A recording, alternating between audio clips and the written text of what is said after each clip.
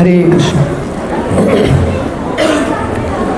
ओम अज्ञानतिमिरन्धस्य ज्ञानाञ्जनशलाकया चक्षुरुन्मिलितं येन तस्मै श्रीगुरवे नमः। श्रीचैतन्यमनोभीष्टं स्थापितं येन भूतले स्वयं रूप कदा मह्यं ददाति स्वपदान्तिकं। वन्देऽहं श्रीगुरो श्रीयुतः पदकमलं श्रीगुरून् वैष्णवांश्च श्रीरूपं साग्रजातां सहगणा रघुनाथान्वितं तं सजीवं साद्वैतं सावधूतं परिजनसहितं कृष्णचैतन्यदेवं श्रीराधा कृष्णपादान् सहगणा ललिता श्रीविशाखान्वितंश्च। नमो ओं विष्णुपादाय कृष्णप्रेष्ठाय भूतले श्रीमते भक्तिवेदांत स्वामी इति नामिने। नमस्ते सरस्वती देवे गौरवाणी प्रचारिणे निर्विशेष शून्यवादी पाश्चात्यदेशतारिणे वंशकल्पतरुभ्यश्च कृपा सिन्धुभ्येव च पतितानां पावनेभ्यो वैष्णवेभ्यो नमो नमः। जय श्री कृष्ण चैतन्य प्रभु नित्यानंद श्री अद्वैत गदाधर श्रीवासादि गौर भक्त वृंदा। हरे कृष्णा कृष्णा कृष्णा हरे हरे, हरे राम राम राम हरे हरे। हरे कृष्णा। आप लोगों को सुनाई दे रहा है पीछे? तो आप सबका बहुत बहुत स्वागत है हमारे ये पोरवोरिम के जन्माष्टमी प्रोग्राम में। हमने पिछले साल ही पोरवोरिम में जन्माष्टमी किया था जीवोत्तम मठ में। तो हमारा इच्छा था कि इस बार जन्माष्टमी और थोड़ा बड़े पैमाने पे करें। तो सुकुर पंचायत के कोऑपरेशन से कि सुंदर से हॉल में हम ये जन्माष्टमी का कार्यक्रम कर रहे हैं। भगवान कृष्ण गीता में बताते हैं, जन्म कर्म च मे दिव्यम एवं यो वेति तत्वतः त्यक्त्वा देहम पुनर्जन्म नैति मामेति सोर्जुन। ये गीता का 4वां अध्याय है। भगवान कृष्ण बताते हैं जो भी उनके लीला के बारे में, उनके जन्म के बारे में, कर्म के बारे में तत्वतः एज इट इज सही रूप से जानेगा, ऐसा व्यक्ति को फिर से ये दुनिया में जन्म लेने की ज़रूरत नहीं है। तो हम सब जानते हैं ये दुनिया, जैसे कृष्ण गीता में बोलते हैं, दुकालयम अशाश्वतम, ये दुख भरी दुनिया है। तो भगवान कृष्ण जन्माष्टमी की तिथि पे भगवान कृष्ण का जन्म होता है। तो भगवान कृष्ण यहाँ पे क्यों आते हैं? ताकि उनके लीलाओं के माध्यम से हमको आकर्षित कर सके। जैसा पिता होते हैं ना, कभी कभी लड़का अपने पिता को छोड़ के चले जाता है, पर पिताजी अलग अलग कार्य करते हैं और इच्छा रखते हैं कि ऐसा लड़का वापस उनके पास आए। तो भगवान कृष्ण के ये जो जन्म है, आविर्भाव है, भगवान कृष्ण का बहुत बड़ा करुणा है। और भगवान आके इतने सुंदर लीलाएं करते हैं और खासकर हमको गीता देते हैं ताकि हम इसका लाभ लेके भगवत धाम जा सके। जैसे ये गीता का 4वां अध्याय का ये श्लोक है, भगवान कृष्ण बताते हैं सिर्फ अगर हम एक चीज करेंगे, कृष्ण को समझेंगे, कृष्ण के लीलाओं को, definitely we will go back to godhead, भगवत धाम चले जाएंगे। भागवतम में परीक्षित महाराज का उदाहरण है। आप लोगों ने सुना होगा परीक्षित महाराज के बारे में। अर्जुन के पोते थे। तो परीक्षित महाराज जब नवयुवक थे, पूरे उस समय भारत, आज के विषय में हम थोड़ा बहुत भारत के बारे में वर्णन करेंगे। तो उस समय 5000 साल पहले भारत मतलब पूरा दुनिया, वो इंडिया या जो भारत है, पूरे दुनिया को भारत बोलते थे, भारतवर्ष। तो परीक्षित महाराज पूरे भारतवर्ष के राजा थे, नवयुवक थे। पर उनको एक श्रृंगी करके एक ब्राह्मण उनको श्राप दे देता है कि 7 दिन में उनका मृत्यु होगा। तो परीक्षित जब उनको ऐसा समाचार मिलता है कि 7 दिन में मृत्यु होगा, परीक्षित क्या करते हैं? तुरंत सब कुछ छोड़ के गंगा के तट पे बैठ जाते हैं और शुकदेव गोस्वामी जो व्यासदेव के पुत्र हैं, उनसे 7 दिन 7 रात भागवतम सुनते हैं। क्योंकि परीक्षित बुद्धिमान हैं, उनको पता है अल्टीमेटली ये मृत्यु पर विजय प्राप्त करना है, तो कृष्ण कथा का आश्रय लेना बहुत इंपॉर्टेंट है। इदम शरीरम परिणाम पेशलम पतत्य अवश्यम शतसंति जर्जरम किमौषधम पृच्छसि मूढ़ दुर्मते निरामयम कृष्ण रसायनम पिब।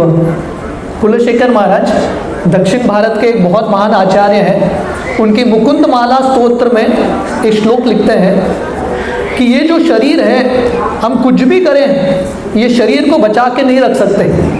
कुछ भी मेडिसिन ले, एलोपैथी, होम्योपैथी, ये शरीर का तो अंत होगा। अगर हमको अमर जिंदगी प्राप्त करना है तो क्या इंपॉर्टेंट है? कृष्ण रसायनम पिब। कृष्ण का कथा है या कृष्ण का जो नाम है उसका पान करना है। और कृष्ण कथा या कृष्ण कीर्तन का पान कैसा होता है? कानों के माध्यम से।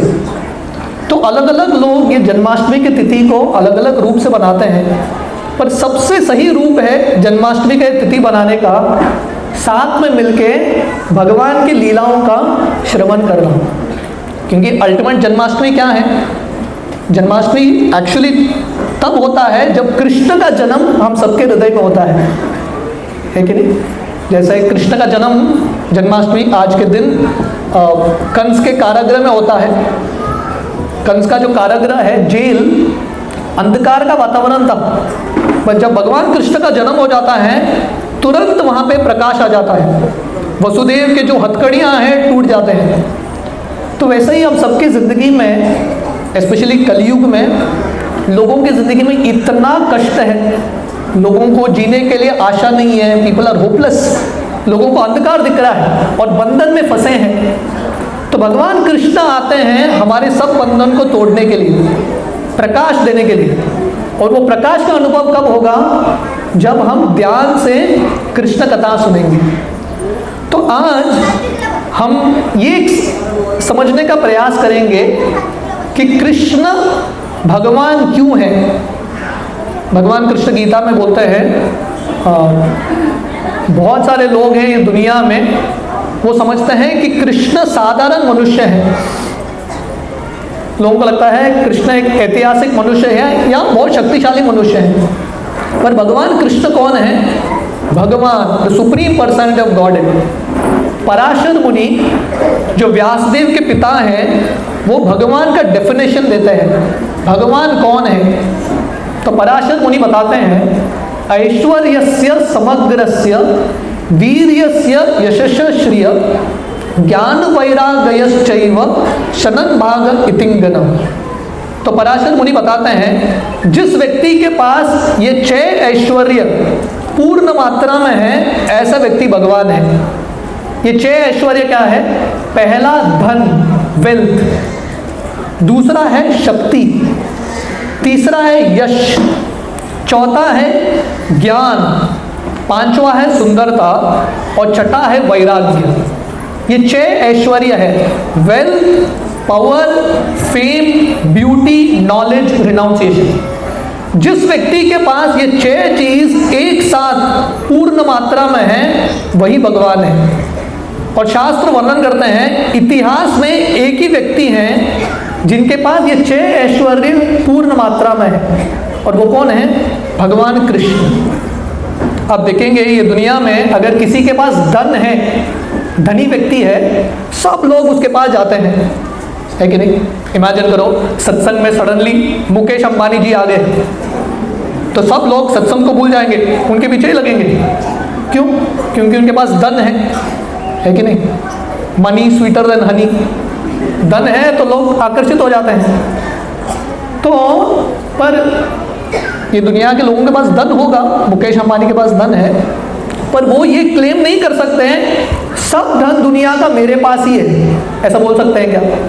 नहीं, थोड़ा बहुत धन है, अमीर हैं, पर दुनिया का सब धन उनके पास नहीं है। पर आप भगवान कृष्ण की लीलाओं को देखोगे, भगवान कृष्ण वृंदावन में, मथुरा में जन्म लेके वृंदावन जाते हैं, उसके बाद द्वारका जाते हैं। तो भगवान कृष्ण ने 16,108 रानियों के साथ विवाह किया द्वारका में, 16,108 वाइफ्स। तो श्रील प्रभुपाद इस्कॉन के फाउंडर आचार्य बोलते थे, देयरफॉर ही इज गॉड, क्योंकि ये दुनिया में एक पत्नी को संभालना मुश्किल होता है, घर बनाना वेरी डिफिकल्ट। भगवान कृष्ण ने 16,108 विवाह किए और भगवान ने सबको संतुष्ट रखा, और हर पत्नी के लिए भगवान ने एक महल बना के दे दिया, 16,108 पैलेसेस द्वारका में, इतना ऐश्वर्यशाली महल। तो ये कृष्ण का धन है, वेल्थ। भगवान कृष्ण का एक नाम है माधव। माधव का अर्थ क्या है? लक्ष्मी के स्वामी। लक्ष्मी जी, जो सब लोग पीछे पड़े हैं लक्ष्मी के, सब लोग प्रार्थना करते हैं, लक्ष्मी माता हमारे घर में थोड़ा आइए, कृपा कीजिए, है कि नहीं? हर व्यक्ति को लक्ष्मी की कृपा चाहिए, पर लक्ष्मी जी आती है थोड़े समय के लिए, बाद में किसी और के घर चली जाती है। पर लक्ष्मी जी एक ही स्थान पे हमेशा रुकती है। वो कहाँ पे है? विष्णु के चरण कमल में। लक्ष्मी वो स्थान को कभी नहीं छोड़ती, इसलिए कृष्ण सबसे धनी है। भगवान कृष्ण गीता में बोलते हैं, अहम सर्वस्य प्रभवो मत्तः सर्वं प्रवर्तते इति मत्वा भजन्ते मां बुधा भाव समन्विता। भगवान कृष्ण बोलते हैं, ये भौतिक दुनिया, जितने भी अलग अलग लोग दिखते हैं, मटीरियल वर्ल्ड, स्पिरिचुअल वर्ल्ड, सब कुछ मेरे से ही आता है। कोई ऐसा व्यक्ति है जो बोल सकता है ये ब्रह्मांड सब कुछ मेरे से आ रहा है? कोई नहीं है। भगवान कृष्ण गीता में बोलते हैं, भूमिर अपो नलो वायुर कम मनो बुद्धिरेव च अहंकार इतियम में भिन्ना प्रकृति अष्टदा। भगवान गीता में बोलते हैं, धरती, वायु, आकाश, अग्नि, जल, ये सब कुछ मेरा ही शक्ति है। तो ये भगवान का धन है, वेल्थ। दूसरा भगवान कृष्ण का ऐश्वर्य है पावर, शक्ति। ये दुनिया में अगर कोई शक्तिवान व्यक्ति है, एवरीवन गेट्स अट्रैक्टेड। आप लोगों ने मोहम्मद अली के बारे में सुना है? मोहम्मद अली एक ज़माने में बहुत फेमस बॉक्सिंग चैंपियन थे। मोहम्मद अली जब वो बॉक्सिंग अरेना में उतरते थे, अपोनेंट जो है कांपते थे, एक मुक्का बस दूसरा व्यक्ति समाप्त। तो मोहम्मद अली, उनको इतना घमंड आता है, तो मोहम्मद अली बोलते हैं, अली द ग्रेटेस्ट, सबसे महान मैं ही हूँ। थोड़े साल बाद मोहम्मद अली को पार्किंसन डिजीज हो जाता है। पार्किंसन डिजीज समझते हैं? नर्व्स पे कंट्रोल नहीं होता, बॉडीली मूवमेंट्स पे, हाथ कांपने लगते हैं उनके। तो मोहम्मद अली को हॉनर दिया गया ओलंपिक का टॉर्च लाइट करने के लिए, पर मोहम्मद अली वो ओलंपिक के टॉर्च को पकड़ नहीं पा रहे थे, पूरा हाथ कांप रहा था। 2-3 लोग उनको पकड़ते हुए लेके जाते हैं और मोहम्मद अली वो टॉर्च जलाते हैं। तो उस समय मोहम्मद अली बोलते हैं, मैंने अपने यंग अवस्था में मैंने ये स्टेटमेंट बोला था, मोहम्मद अली द ग्रेटेस्ट। तो बोलते हैं अभी बुढ़ापे में मुझे एक साक्षात्कार आया है। वो बोलते हैं मैं वो स्टेटमेंट को थोड़ा एडिट करना चाहता हूँ। अभी वो बोलते हैं अली द ग्रेटेस्ट फूल, सबसे बड़ा मूर्ख मैं ही हूँ। हम अपने आप को शक्तिशाली समझते हैं, पर एक ही व्यक्ति है जो सबसे शक्तिशाली है। हमारा शक्ति आता है चला जाता है, पर कृष्णा इज मोस्ट पावरफुल। जब भगवान कृष्ण छोटे बच्चे थे, 2-3 महीने के, कंस उनका जो मामा है, कृष्ण को मारने के लिए पूतना को भेजते हैं। इतने विषैली राक्षसी, भगवान कृष्ण अपना साइज भी नहीं बढ़ाते, छोटा से बच्चे के रूप में भगवान कृष्ण पूतना का वध करते हैं। 7 साल की उम्र में भगवान कृष्ण गोवर्धन को उठाते हैं, वो भी लेफ्ट हैंड के सबसे छोटे उंगली में। ये लेफ्ट हैंड का छोटा उंगली अब किसी चीज़ के लिए उपयोग करते हैं क्या? सबसे वीक भाग है। भगवान कृष्ण गोवर्धन, जो अभी भी वृंदावन में दर्शन होता है, भक्त उसकी परिक्रमा करते हैं गोवर्धन की। तो भगवान कृष्ण 7 दिन 7 रात वेरी एफर्टलेसली गोवर्धन की धारण करते हैं, गिरिवर धारी। तो ये भगवान कृष्ण का शक्ति था। तीसरा भगवान कृष्ण का ऐश्वर्य है सुंदरता। यहाँ ये दुनिया में अगर कोई सुंदर व्यक्ति मिलता है तो डेफिनेटली हम भाग के जाते हैं, आकर्षित हो जाते हैं, पर भगवान कृष्ण से सुंदर और कोई है ही नहीं। कृष्ण सबसे सुंदर। जब भगवान कृष्ण 5000 साल पहले ये धरातल पर लीला कर रहे थे, कोई भी व्यक्ति कृष्ण को देखता था, देखते ही रहता था। गोपियां जो हैं ब्रह्मा जी को कोसने लगते हैं, ब्रह्मा जी आपने पलकें क्यों दिया, क्योंकि पलकें बंद होते हैं, कृष्ण को देख नहीं पाते हैं। तो उनका ये प्रार्थना था, ये पलकें नहीं होनी चाहिए, कृष्ण को हमको देखते ही रहना है। भगवान कृष्ण इतने सुंदर थे, सब ब्रजवासी, कृष्ण द्वारका में जाते थे, हस्तिनापुर में जाते थे, सब स्त्रियां सिर्फ कृष्ण को ही देख रहे हैं। So Krishna is most beautiful. Kurukshetra के रणभूमि में जब कुरुक्षेत्र का युद्ध हो रहा था ना, कृष्ण का उम्र था 125 साल। कितना उम्र था? 125 ईयर्स, 125 साल। पर भगवान कृष्ण कैसे दिखते हैं? 16 ईयर ओल्ड बॉय, 16 साल का लड़का। कृष्ण के मूछें भी नहीं होते, कृष्ण हमेशा यंग, नव यौवनम च, इटर्नली यंग। तो ये कृष्ण का तीसरा ऐश्वर्य है सुंदरता। भगवान का चौथा ऐश्वर्य है यश, फेम। ये दुनिया में बहुत सारे फेमस लोग होते हैं, है कि नहीं?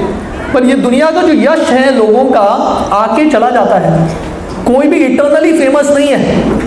जैसे क्रिकेट में एक ज़माने में कपिल देव थे फेमस, सुनील गावस्कर, अभी लोग उनके बारे में ज़्यादा बात नहीं करते, है कि नहीं?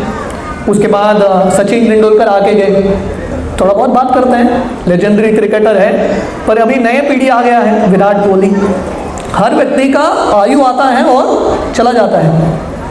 जैसे शेक्सपियर बोलते हैं उनके लेख में कि दुनिया एक स्टेज की तरह है, everyone comes performs their role and goes away. हर व्यक्ति अपना कार्य करके निकल जाता है। पर भगवान कृष्ण का यश 5000 साल बाद भी कृष्ण सबसे ज़्यादा फेमस। कृष्ण के बर्थडे को इतने लोग मनाते हैं 5000 साल बाद भी, है कि नहीं? अगर आप भारत का भ्रमण करोगे, इतने सारे तीर्थस्थली हैं कृष्ण के संबंधित। जगन्नाथपुरी, आप लोगों ने सुना है जगन्नाथपुरी? जगन्नाथपुरी में रथ यात्रा होता है हर साल। जगन्नाथ जी कृष्ण ही हैं। रथ यात्रा जब होता है ना, वो एक रास्ते पे 25 लाख लोग आते हैं जगन्नाथ के रथ को खींचने के लिए, है कि नहीं?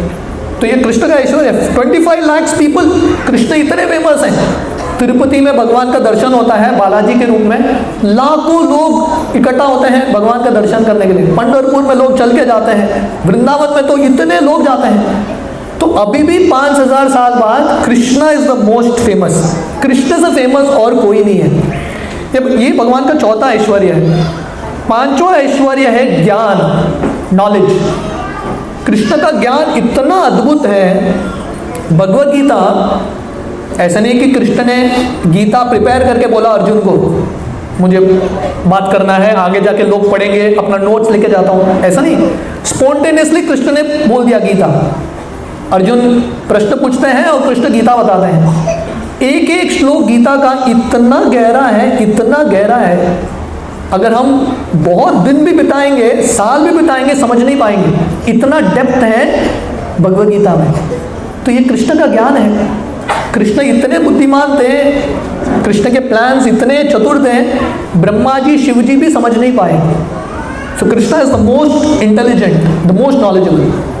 और छठा भगवान का ऐश्वर्य है वैराग्य, रिनाउंसिएशन। ये दुनिया में अगर किसी के पास धन है ना, थोड़ा ज़्यादा धन है, ऐसा व्यक्ति घमंडी होता है। आप देखोगे थोड़ा धन आ गया ना, लोगों का कलर चेंज हो जाता है, घमंड आ जाता है।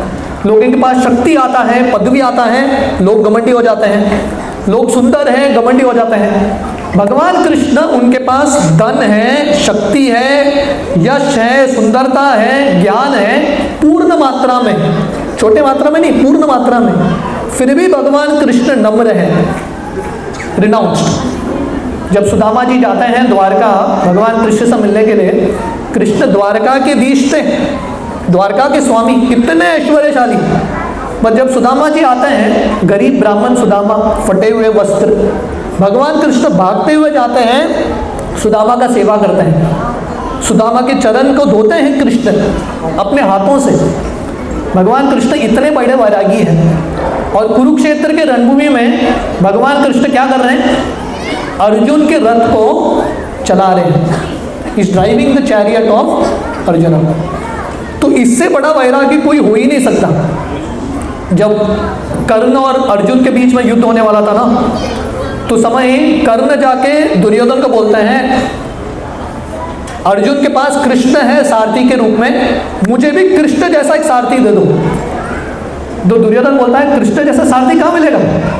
बोलता है ठीक है, एक व्यक्ति है शाल्य, ये रथ चलाने में बहुत निपुण है, क्षत्रिय है पर रथ चलाने में निपुण है।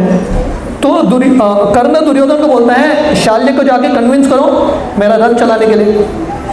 जब दुर्योधन शाल्य को बोलता है मेरे लिए एक फेवर करो, अब कर्ण का सारथी बनो, शाल्य इतना गाली देता है दुर्योधन को, तुमने क्या सोचा है, मेरा ये औकात है रथ चलाना, ड्राइवर बनना, कौन ड्राइवर बनना पसंद करेगा? पर भगवान कृष्ण इतने नम्र हैं, अर्जुन के सारथी बनने के लिए तैयार, अपने भक्तों की सेवा करने के लिए तैयार। इसलिए शास्त्र वर्णन करते हैं Krishna is the supreme person of God, Krishna भगवान है। जब शिला प्रभुपाद 1965 में अमेरिका गए थे और प्रभुपाद को ये संस्था रजिस्टर करना था, तो समय प्रभुपाद ने संस्था का नाम रखा international society for Krishna consciousness. तो वहाँ के थोड़े लोग प्रभुपाद को बोलने लगे ये कृष्णा शब्द उपयोग मत करो, आप ये सोसाइटी का नाम रखना international society for God consciousness. Prabhupada बोले नहीं, God is Krishna and Krishna is God. ये सोसाइटी का नाम international society for Krishna consciousness ही होगा। और क्योंकि कृष्ण भगवान है, दुनिया के सब लोगों को कृष्ण आकर्षित कर रहे हैं। हमारे लिए भारत में हम जन्माष्टमी तो जानते हैं, कृष्ण के बारे में जानते हैं, पर प्रभुपाद ने ऐसा प्रचार किया पूरे दुनिया में लोग अभी जन्माष्टमी मना रहे हैं। अमेरिका, चाइना, कहाँ कहाँ लोग महामंत्र का जप कर रहे हैं। क्यों? क्योंकि कृष्ण पूरे दुनिया के लिए अट्रैक्टिव है, हर व्यक्ति कृष्ण से आकर्षित होता है। इसलिए जैसा मैं ये गीता का श्लोक बता रहा था, अगर हम कृष्ण को जानने का प्रयास करेंगे, भगवान ने ये मनुष्य जिंदगी दिया है किसके लिए? अतातो ब्रह्म जिज्ञासा, भगवान के बारे में प्रश्न पूछना।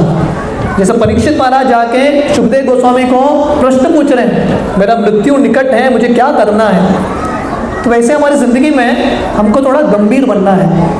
मैं कल ही हमारे एक डिवोटी के घर में एक ऑनलाइन क्लास कर रहा था, तो मैंने ऐसे ही पेपर देखा, तो मुझे पेपर में दिखाई दिया यही पोरवोरिम में 4-5 यंगस्टर्स गाड़ी चला रहे थे और एक्सीडेंट होके 2-3 लोग ऑन द स्पॉट मर गए।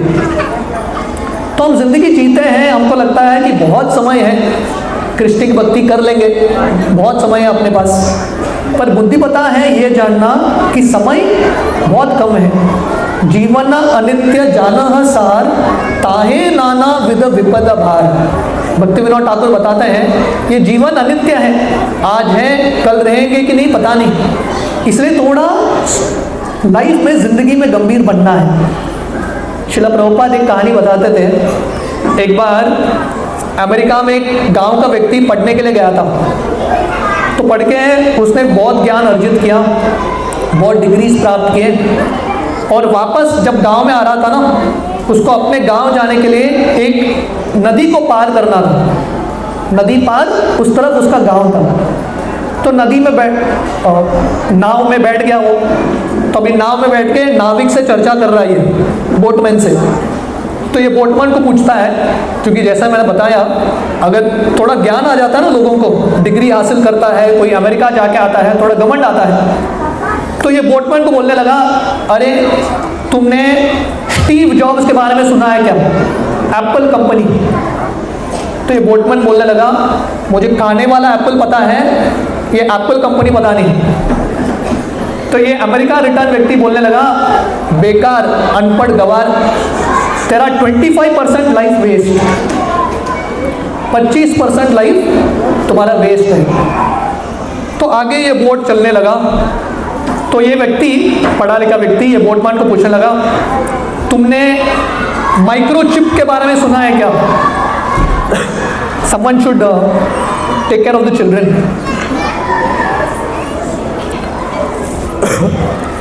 सो ये व्यक्ति पोटमैन को पूछने लगा, तुमने माइक्रोचिप के बारे में सुना है क्या? कंप्यूटर चिप के बारे में सुना है क्या? तो ये बोलने लगा, चिप्स वगैरह मुझे पता नहीं, पोटैटो चिप्स पता है और कुछ चिप पता नहीं। तो बोलने लगा, बेकार, तेरा 50% लाइफ वेस्ट। तो बोट ऐसा आगे चलता रहा। तो ये पूछने लगा, तुमको रशिया यूक्रेन के युद्ध के बारे में पता है क्या? युद्ध हुआ अभी, पेपर पढ़ता है क्या?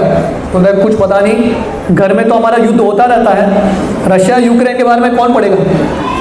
तो बोलता है तेरा 75% लाइफ वेस्ट। ऐसा बोट चलते चलते हैं, तूफान आने लगता है, आंधी आता है, पूरा बोट हिलने लगता है, पानी अंदर आने लगता है। तो बोटमैन इसको पूछता है, आपको स्विमिंग आता है क्या? ये बोलता नहीं आता। तो बोटमैन बोलता है, तुम्हारा 100% लाइफ वेस्ट, मेरा 75 वेस्ट, तुम्हारा 100% लाइफ वेस्ट। तो श्रील प्रभुपाद ये कहानी बताते थे, ये कहानी का सीख क्या है?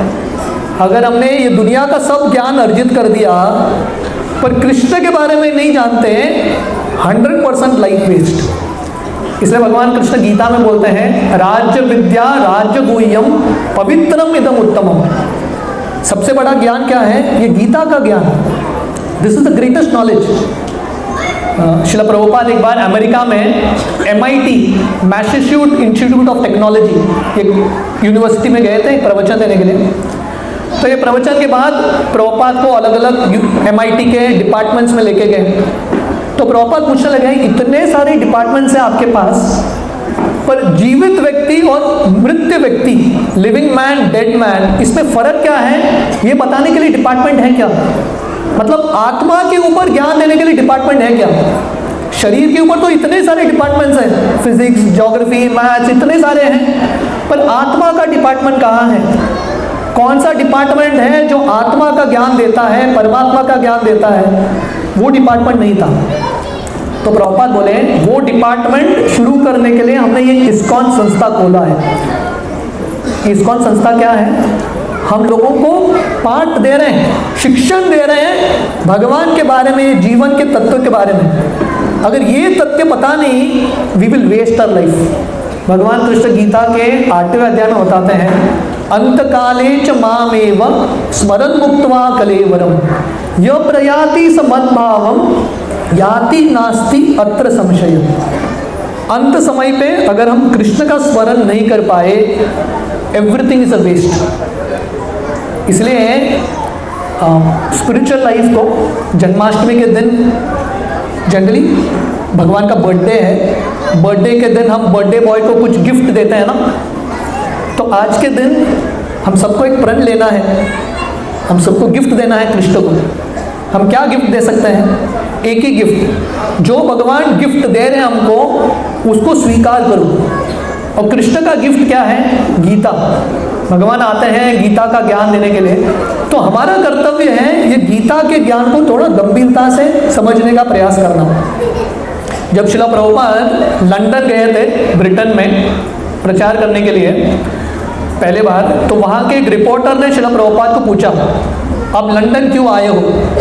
क्योंकि बाहर के लोगों को लगता है भारत गरीब देश है, हमेशा बाहर जाते हैं कुछ मांगने के लिए। तो प्रभुपाद बोले, आप ब्रिटिश लोग 200 साल तक आपने भारत में हुकूमत किया, you all ruled India for 200 years, और भारत का सब कुछ लूट लिया, सब कुछ लूट के लेके गए। पर प्रभुपाद बोले, सबसे इंपॉर्टेंट चीज आप भूल गए।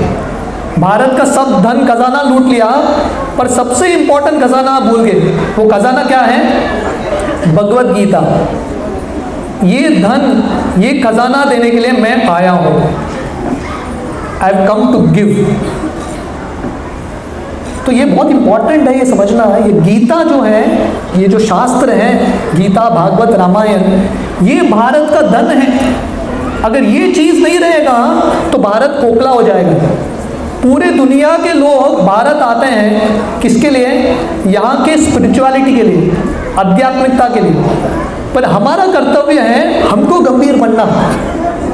अब इस्कॉन में देखेंगे बहुत सारे वेस्टर्न डिवोटीज हैं जो भक्ति कर रहे हैं, हरि नाम कर रहे हैं, पूरा जिंदगी कृष्ण को समर्पण कर रहे हैं, पर भारत के लोग कृष्ण से दूर हो रहे हैं। We are getting disconnected. तो प्रभुपाद बोलने लगे वेस्टर्न लोग कृष्ण से दूर हैं, धीरे धीरे भगवान के पास आ रहे हैं। पर इंडिया के लोगों का प्रॉब्लम क्या है, हम कृष्ण के पास हैं पर धीरे धीरे कृष्ण से दूर हो रहे हैं।